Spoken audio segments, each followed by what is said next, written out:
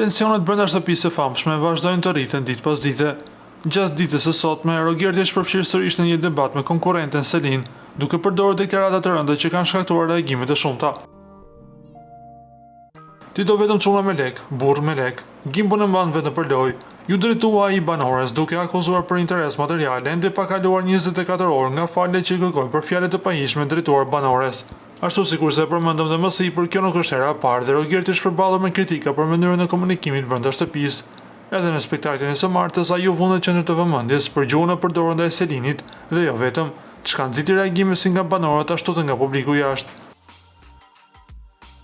Kujtojmë që Rogerti u largua nga formati të martën, por u rikthye sërish pas një kohe të shkurtër, pasi bëri një xhiro në studio duke vazhduar me lojën me të njëjtin intensitet.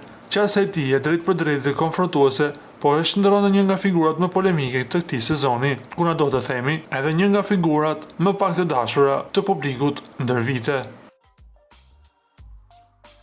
Ju lutem klikoni tek butoni subscribe për të marrë të rejat më të fundit nga showbizi shqiptar.